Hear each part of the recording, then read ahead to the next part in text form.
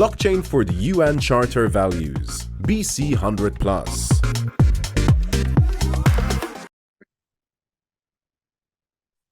Hi everyone, my name is Mariana de la Roche. I'm part of INADPA, which is the International Association of Trusted Blockchain Applications, where I'm a member of the board, and I'm also the chair of the Social Impact and Sustainability Working Group.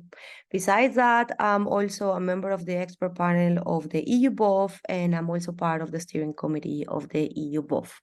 So thank you very much for inviting me today to speak about the power of blockchain for the UN Charter Values. I'm really sorry that I cannot join you in person, but I hope next time I can be there with you in Malta. So let's start for what is the BC100 Plus. So BC100 Plus is an initiative that was born last year with the patronage of the 70 President of the General Assembly and brought together different stakeholders to advocate for the power of blockchain for social impact and sustainability, in particular for the achievement of the Sustainable Development Goals and the UN Charter Values. So basically what we want to do, as I mentioned, is advocate for global adoption of blockchain to push forward the achievement of the SDGs. And we do that in different ways. So we, like all of us at the steering committee came together and organized ourselves to produce a vision of the power of blockchain for the UN Charter Values. And we consolidated this in a manifesto that now is publicly available for everyone to sign out. And we also are creating a community of different stakeholders, whether they are blockchain projects or not, or they are coming from the academia or more the development sector that are interested or are developing solutions in the blockchain space that can support others to achieve their visions in a faster or more efficient manner, in particular organizations in the development sector.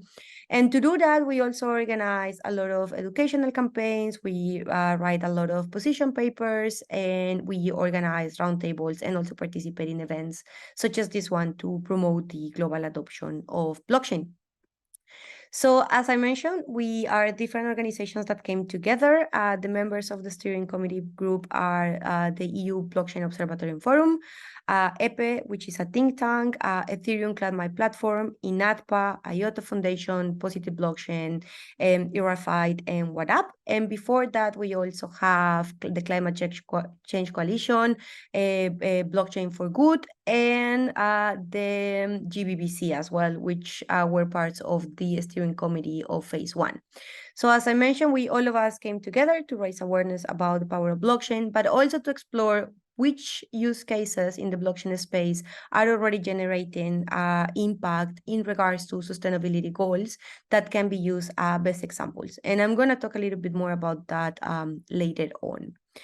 So basically what we did so far was the consolidation of the vision and the organization of the internal operations for the initiative to actually come to life. And we participate also in different events, among them the COP 26 and 27, and then also events organized at the European level for not only the blockchain industry, but the sustainability goals of the union in general. As I mentioned, we already published a manifesto, and you can visit our website and read it directly there. I'm not going to read it right now. Like you can see it also, my slides are going to be available after the talk. And it's open for everyone to go there and sign up. So basically, we have already a lot of people that sign out. Like we published it in September, and since then, we have a lot of excitement about the initiative. A lot of organizations already engaged and connected with us. These are some of the logos of the organizations that are already participating in the initiative. And basically, how does it work? So the organizations go into the website, they read the manifesto, and if they agree with the vision that we have for the blockchain ecosystem, they sign the manifesto, and then they become part of the community immediately, which basically is allow them to participate in bi-monthly calls where different projects will present what they're doing and how to engage with the projects directly, but we also share opportunities in terms of grants or opportunities to work in collaboration with different organizations and stakeholders, whether it's in programs or whether it's research or they are looking for a partner manner to present this a consortium, the different ways of collaborating according to the needs of the particular organizations. But basically, the main thing that we want to do is bridging the Web 2 and the Web 3 ecosystem. So organizations that originally work on the development sector that are not native to the blockchain space, that can learn how to use or how to deploy solutions that are being implemented by different organizations in the blockchain ecosystem, whether they are like focusing on social impact or not, or sustainability or not. That can be then replicated and adapted by the development sector to do the job that they've been doing for decades in a faster and efficient manner. And the idea is that like this cross-sectorial group can just like come with new ideas on how to actually push forward the adoption of the technology, but actually the main goal at the end is the achievement of the UN Charter values and the SDGs. So as I mentioned before, we are trying to understand what are the best-in-class projects that are already there in the ecosystem that can serve as examples or lighthouse for others to replicate. So right now, we are putting together a working group of different experts. We have people from the UN, we have blockchain experts, we have academia that are coming together to develop a set of criteria that are going to be used to evaluate different projects that are already beyond the proof of concept. That means they're already in a pilot phase or beyond and are generating actual impact. And the idea is to use them to show real-world examples of the potential of the technology beyond the theory and the ideas that are right now in reports. So what has been done so far is that we created a set of initial criteria that are going to be reviewed with the different members of the working group. Here is a list of the criteria. For example, what I mentioned, like blockchain needs to be vital for the solution. It cannot be a nice to have. It needs to be the core component of the development solution. It needs to be beyond an initial pilot and beyond proof of concept. It needs to have the involvement of major organizations. One example can be the UN. If it's already deployed in the UN, bring a certain level of legitimacy. We have one example right now with digital identities developed and explored by multiple organizations and associations in the UN. It needs to be easy to replicate, and it needs to have a core development team, which actually guarantees that there is the technical support behind the project. And this is among some of the criteria that we are reviewing with the working group. At the end, what we want to have is an objective set of criteria that will allow us to evaluate in an objective manner as well the different projects that are going to be presented and promoted as the best in class. So this is like kind of like the timelines that we have right now. Ideally, we will have like the final set of criteria by December this year, so we can start the analysis and selection of the projects at the beginning of 2024. There are different members.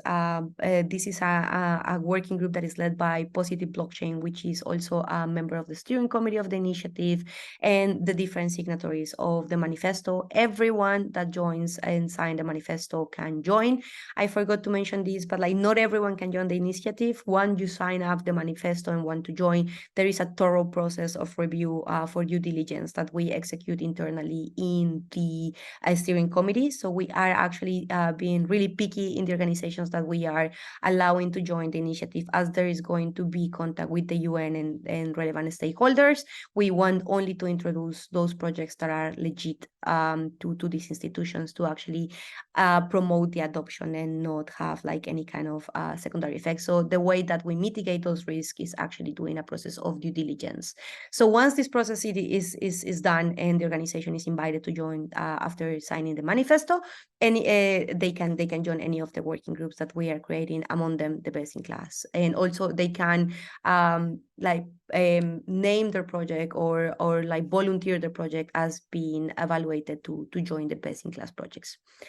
Once we have the best-in-class projects, what we are going to do, or what is going on in parallel, is the selection of the flagships. Flagships are different thematics in which we are going to pack relevant topics at the environmental level that also match the UN priorities. So rainforest is one of them, rainforest, food, oceans, climate change, skills and education, self-sovereign identities, and transparency and public spending among them.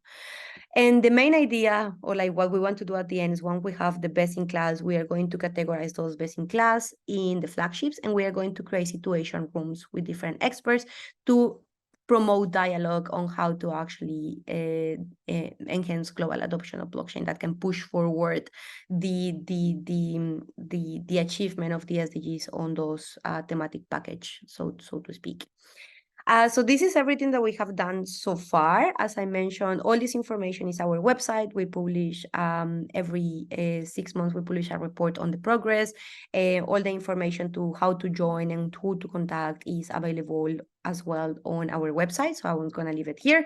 And in any case, you can always contact me or anyone of the members of the steering committee for more information. So thank you very much for your time, and I hope that you have a nice rest of the conference. Bye.